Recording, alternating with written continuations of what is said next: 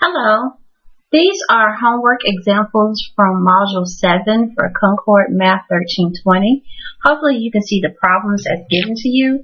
So right here, this is considered a rational expression pertaining to a square root, which is this radical right here. Notice how the negative's on the outside. So what I did right here, I rewrote it. So notice how both your numerating and denominator have their own radical signs, which is your square roots. Also pay attention to the side note. The negative goes with the numerator because you don't want your denominator ever to be negative. So we're going to simplify it right now. The square root of 36 is 6, so bring down your negative sign. And the square root of 49 is 7. So your final answer is just negative 6 over 7. When you write it in the computer though, you might also have to write it as this way. So you have to type in your negative first, then as your fraction of this. So it looks like you're negative on the outside. We're going to do another example dealing with a square root, aka a radical. But this time around, your radical is considered cube. So it's going to be a lot of strolling up and down. So the actual problem is negative 7 times the cube root of 24. So that little 3 right here, instead of having just a square root, which is an imaginary 2, you have a 3. So right here, if you can see that side note, it says look for a set of 3. So if we're looking for 3 things. Well, in the inside of the radical, I'm breaking the 24 down, factoring it out. So we know that 8 times 3 gives you 24. And with 8 itself, that's going to be 2 times 2 times 2. So 2 times 2 is 4, 4 times 2 is 8, 8 times 3 is 24. So since I have that set of 3, all those 3's now, I'm sorry, not all those 3's, those 2's, and it's 3 2's, I'm going to factor them out, which comes right here. So now I got negative 7 times 2 times the cube root of 3. Notice how that 3 is left over? We know that negative 7 times 2 gives you negative 14. Bring down the cube root of 3. So this is your final answer. So here's the thing about radicals. You got to make sure that you're actually able to factor those under the radical first before we do anything else. Here's another one. So I'm going to do quite a bit of moving it up and down so you can see it.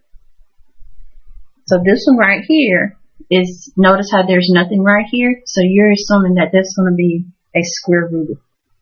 So you got your 37 times the square root of 80 times x times y cubed. So that right there, even though you don't see the 2 right here, that indicates you're looking for a set of 2. So what I did under the radical, I broke down the 80, the x, and the y. So what gives you 80? So let's think about it. That would be 10 times 8. Bring down your x, and notice how I expanded the y's, because right here you got y cubed. Y cubed. Write down 3 y's. We're still going to break down the 10 and the 8 some more. So we know that 10 is 5 times 2, and you know that 8 is 2 times 2 times 2. Well, again, going back to the side note, we're looking for a set of 2. Where here goes a set of 2 2's. 2 2's, and 2 y's. So I'm circling because notice on your next step, you're going to factor them out. So now you're going to cross these out. So one pair of 2's is already factored out, which is right here. Another pair of 2's is right here. And that pair of y's is right here. Notice whatever's left on the inside stays on the radical. So that would be a 5, a x, and a y. We know now that 3 times 2 is 6. 6 times 2 is 12. So now you got a 12 over 7. Bring down your y. And your final answer is going to be 12 over 7y times the square root of xy. Well, wait. There's more. Here's another radical. So I strongly encourage you to pause the videos or either do dual screens, meaning that one is going to show the video, the other one is showing your actual homework, so you can do these side by side. If not, make sure you write notes down while you're doing this so you can actually have something to refer to. So here goes your next one. Again, it's dealing with square roots, which are also known as radicals. But here's the tricky thing about this. You got a square root as your denominator. You can't do that, because what if the square root was 0? Square root of 0 is 0, so you can't have so many parts of 0. So we're going to have to do this step by step. The first thing we're going to do is factor it out. So we got the square root of x and y. Then I broke down the square root of 12y. So notice how I got the 1, 2, 3, 4, 5 y's. Because square root is looking for pairs, I factor out my pairs. So here goes a pair of y's, here goes a pair of y's. It says like pair of y's, but that's not what I said. We got a set of y's. So we got 2 sets of y's. So right here you got the square root of 5x. That didn't change. But notice right here, because you have a pair of y's, that's 2 sets, therefore it's y squared. So that's what we got right here. But remember what I stated earlier. You cannot have a radical in your denominator. So now we got to rationalize by multiplying what's actually in our denominator, which is the square root of 12y. So if I do it on the top, I also got to do it on the bottom. Now here's what you need to take heed to. These square roots going to cancel each other out. So let's look at the top part right here where my pen is. 5 times 12 gives you 60. So the 60 is going to be under the radical along with those x's and those y's. The y squared, you're just going to bring it over. The 12y and the 12y, notice how both of those are radicals, so they cancel each other out. So therefore, the 2 square roots cancel each other out, so you're left with that. Now we're going to factor the numerator. Here goes your 60. We're going to break it all the way down. So 6 times 10 gives you 60. Bring down your x and y. Notice right here in your denominator, you see you got your y squared and your 12y. Still going to factor even further. Let's break down this 10 and this 6. So 10 is factored by 5 and 2. 6 is factored by 3 and 2. Bring down your x and your y. But notice you have a pair of 2's. That's what square root means. So right here, I cancel them out. Notice how your 5, your 3, and your x and your y are still under your radicals. Those 2 2's, we're going to factor them out and leave them as 1, 2. Your y squared and your 12y still stay the same. But notice right here in the red, I did some factoring. We know that 12 and 2 are multiples of each other. So 2 can go into itself 1 time. 2 can go into 12 6 times. So if I come all the way back over here now, 5 times 3 gives you 15. And you can't factor that out because those are both prime numbers. Bring over your x and y. And now for your denominator, you have 6y cubed. The reason why it's y cubed, you already had that initial y squared, which came from way up here. This y right here, you couldn't do anything with it. So add your exponents. 2 plus 1 gives you 3. So square root of 15xy over 6y cubed is your final answer. Again, make sure that you pause and rewatch this video because you will only have so many options to do it when it's your turn to do your homework. And here goes more. So here's the problem again. These square roots are something, so don't get too frustrated, y'all. Here's your initial problem. So with the initial problem, I'm trying to get it where you can just focus on one thing. Voila. There you go. So you got negative 4 times square root of 9 plus 6 times square root of 25x plus 7 times square root of 36x. Notice how each one of these under the square roots are perfect squares and they have x. So let's simplify. So with our first step, the square root of 9 is 3. So notice how you brought it out. You left your x under the radical. The square root of 25 is 5. So you brought it out and bring down the square root of x. And the square root of 36 is 6. Now in case you get confused with these squares, there's a factor table already provided in homework 6 or 7. But make sure you review that so it can better help you with your factoring and what your square roots are. So now that we got the square roots, we're going to simplify it even further. So negative 4 times 3 is negative 12. Bring down your square root of x. 6 times 5 is 30. Bring down your square root of x. 7 times 6 is 42. Bring down your square root of x. Now we're going to simplify. So you can combine your like terms. So 30 plus 42 is 72. Now we bring down that negative 12 square root of x. Negative 12 plus 72 gives you 60. And again, bring down your square root of x. Therefore, this is your final answer.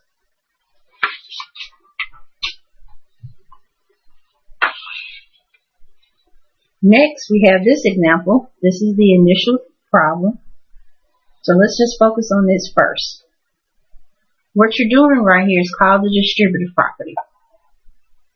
So whatever's on the outside multiplied by what's on the inside. So now I got 2 times the square root of 3 times the square root of 3. Bring down your minus sign. 2 times the square root of 5 times the square root of 7. So awesome. Let's simplify the radicals by putting everything that's in a radical under together. So right here we got a 5 on the radical and 3 on the radical. 5 times 3 is 15. But on the outside, you got 2 and 3. So that gives you the 6. On the inside of the radicals here, 5 times 7 gives you 35. Notice there's no coefficient other than the 2, then bring it down. Do not simplify. This is your final answer, 6 square root of 15 minus 2 square root of 35, because there are 2 different numbers under the radical sign. Here's another one dealing with radicals. With this particular example, you're going to use the FOIL method. So when you're using FOIL, that's the first, outside, inside, last. Sorry about that, zooming in and out, y'all. So for the first, we're going to multiply the square root of 2's. For the outside, square root of 2 times negative 7. For the inside, 3 times square root of 2. And then for your last, it's 3 times negative 7. So that gives you, remember, the square roots cancel each other out, so therefore we're just left with 2. Now we got negative 7 square root of 2. Next we have 3 square root of 2, and then 3 times negative 7 gives you negative 21. These two middle terms you can combine, so that's negative 7 plus 3, which gives you negative 4. So now you got 2 minus square root of 2 minus 4 square root of 2 minus 27. So this 2 and that 21 can be combined. So now you got negative 19 minus 4 square root of 2. So ladies, gents, individuals, don't get too discouraged because there's even more dealing with square roots. But make sure that you just take your time to practice it because I'm sure all of you guys can get this.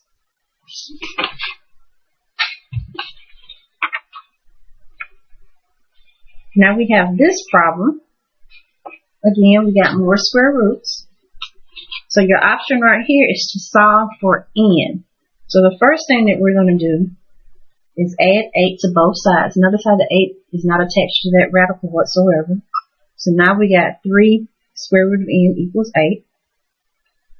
This means multiplication, so the opposite of multiplication is division. So you're going to divide both sides by 3. So now you got square root of n equals 8 over 3. Don't try to simplify that. Leave it as a fraction. But to cancel out a square root, you have to square it. So square to cancel square root is your side note. Notice how right here, your square root is gone. But now we got to square 8 and 3. So 8 times 8 is 64. 3 times 3 is 9. So your final answer for n is 64 over 9.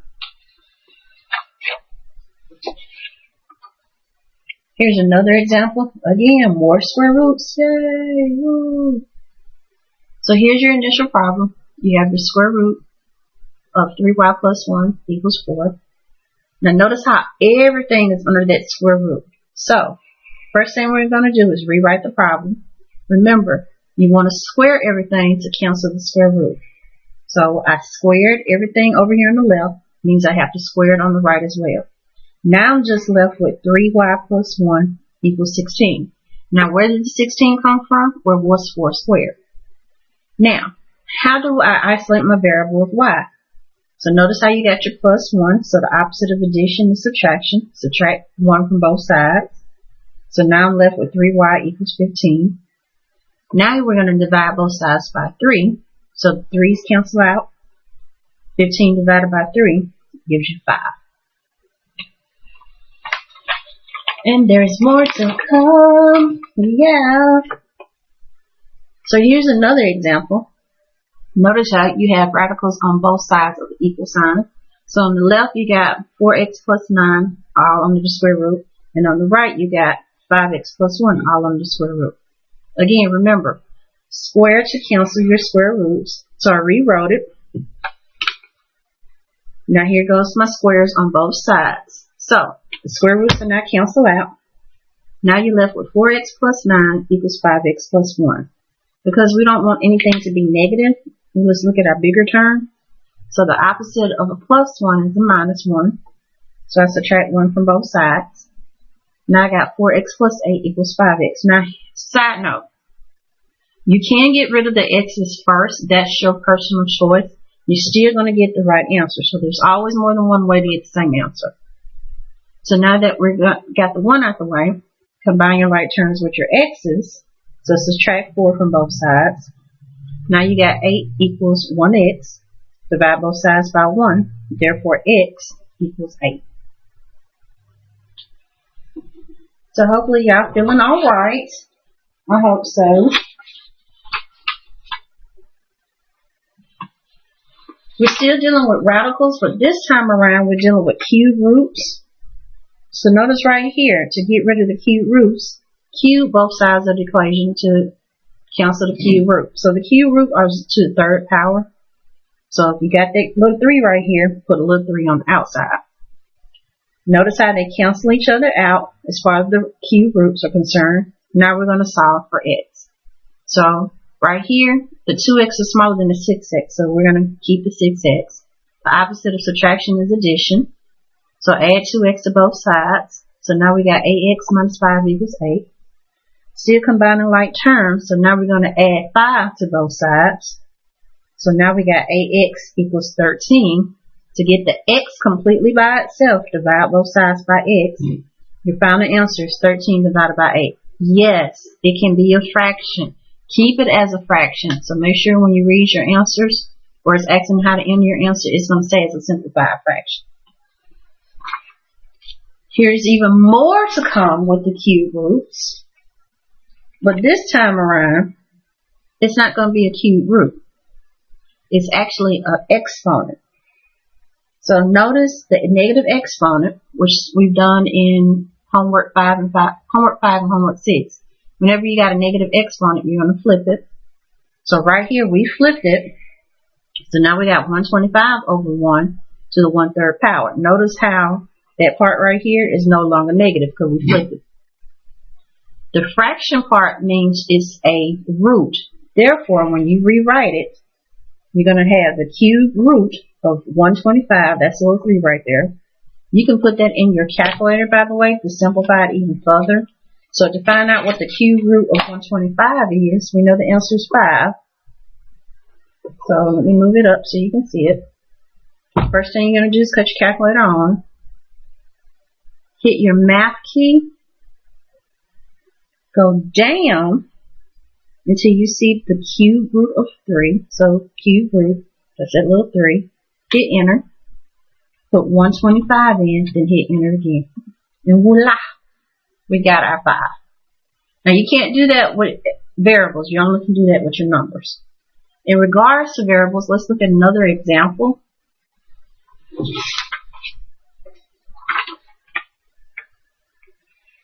So here's the problem in its entirety.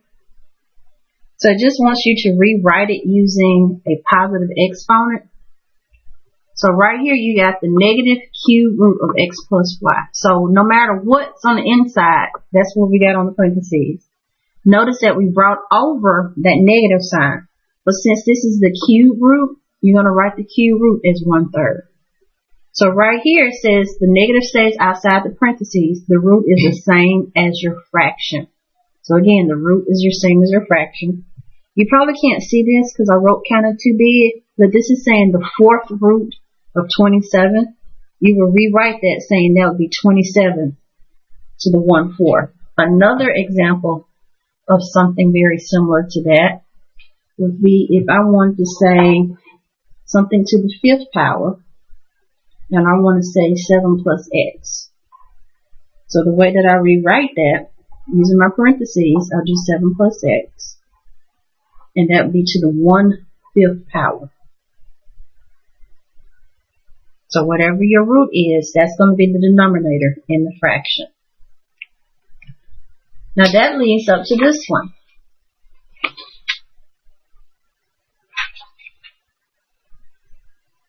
So notice how you have everything to the 5th right here. It's not necessarily to the 5th power, but the denominator to the 5th. So you got x to the 4/5 power and y to the 1/5 power. So notice the exponent, so the root is 5, meaning the bottom part is going to be the 5. So I got my radical sign, then my 5th. So now that the 5s are gone right up here, you're left with that 4 and you're left with that 1. So now you're going to have x to the 4th power and then y to the 1st. You don't necessarily need to write that 1 because it's going to automatically assume that that is 1y. So your final answer is going to be the 5th root of x4 times y. So take a breather. You might need to pause, go get you a snack or something because we got a lot more to go. But now we're getting into complex numbers. Now what I mean by complex numbers, I'm not talking about saying the complexity of it because this is already complex by itself. We're referring to imaginary numbers. So quickly write this down. Yeah, I wrote that down. I'm telling you to write that down. You're going to have I to the 1st power, which is simply I. I squared gives you -1. Then you have I cubed, which gives you -I. Then you have I to the 4th power, which gives you +1. Now you're going to see this in future references. So again, make sure you write it down. Now what the I stand for are imaginary numbers. Yes, you have some imaginary numbers and you have real numbers. The real numbers are what we work with every day. 1, 2, 3, 4, 5, 6, 7, 8, all those numbers, including negative numbers as well. Because that's when we think about a bank account that we don't want to be in a negative.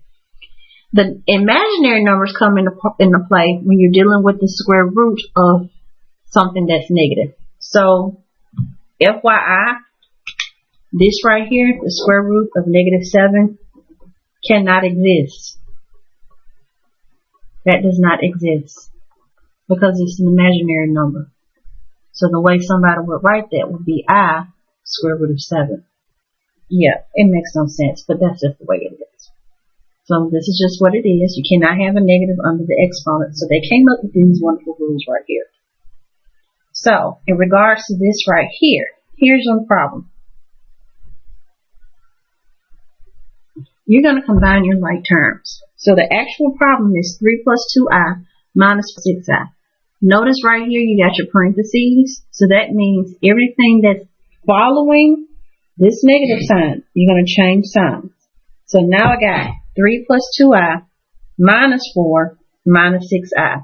So this is the same thing as distributing -1. So everything on the inside of these parentheses after the negative sign, you do the opposite of. Now that I have that, look at your 3 and your -4. Then look at your 2i and your minus 6i. So now we're going to simplify that. We're going to have 3 minus 4, which gives you -4. And then 2 minus 6i gives you -4i. This is your final answer there. Do not try to simplify. That's it. Nothing more, nothing less. But it does get a little bit more complicated. Remember, you got imaginary numbers. So here we go right here. Remember what I just said, a negative cannot be under a radical. So what you're doing right here, you're going to multiply these two. You can't cancel anything out because you're not trying to combine your like terms, but you can rewrite it. So now I have the square root of 22 times I times the square root of 18. Now remember, that negative is the same thing as your I. So now, break it down even further. Notice what's under your radical signs. You got both 22 and 18.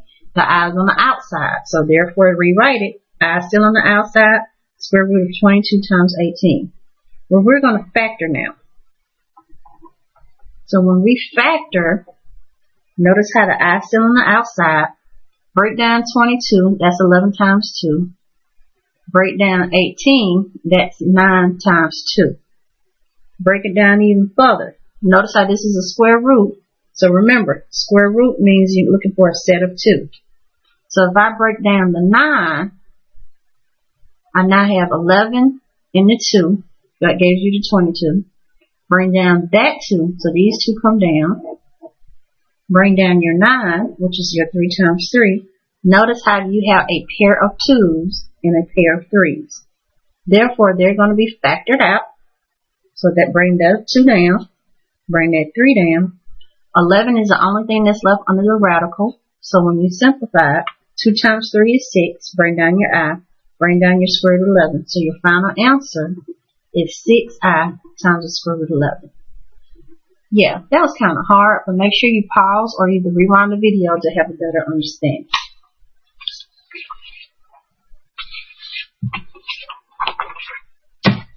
Still got some more i's coming along. So now we have our final example for your homework. Remember earlier when I asked you to write it down? Just in case you didn't, here it is. Here's dealing with your i's. Now we're going to use for method because that's the same thing as saying distributive property. So let's line it up for method. For stands for first, outside, inside, last. So your first terms will be 6 times 3. Your outside terms will be 3 times negative I. And I didn't make that a negative right there. Sorry, y'all. Then your inside will be negative 8 times 6. And then your outside will be negative 8 times negative I. So 3 times 6 is 18. 3 times negative I is negative 3i. Negative 8 times 6, negative 8i times 6 is negative 48i. And then we have negative 8 times negative I, which is going to be 2 negatives give you a positive. And I didn't put my I right here. It's clearly there's an I right there. Now you have 2 negatives give you a positive, so now we got positive 8i squared. So let's rewrite it all out. So I got my 18, my negative 3i, my negative 4i. Remember, I squared was the same thing as negative 1. So I'm rewriting all this. Again, I squared is the same thing as negative 1. Simplify all of this. So you got 18 minus 51i. 8 times negative 1 is negative 8. So now simplify even further. 18 minus 8 is 10. Bring down your 51i. So your final answer is 10 minus 51i. Or you can rewrite it as negative 51i plus 10. So ladies, gents, individuals, please remember that all your video lectures are already posted in Canvas. Make sure you review the PowerPoints and other lecture videos for this particular module as well.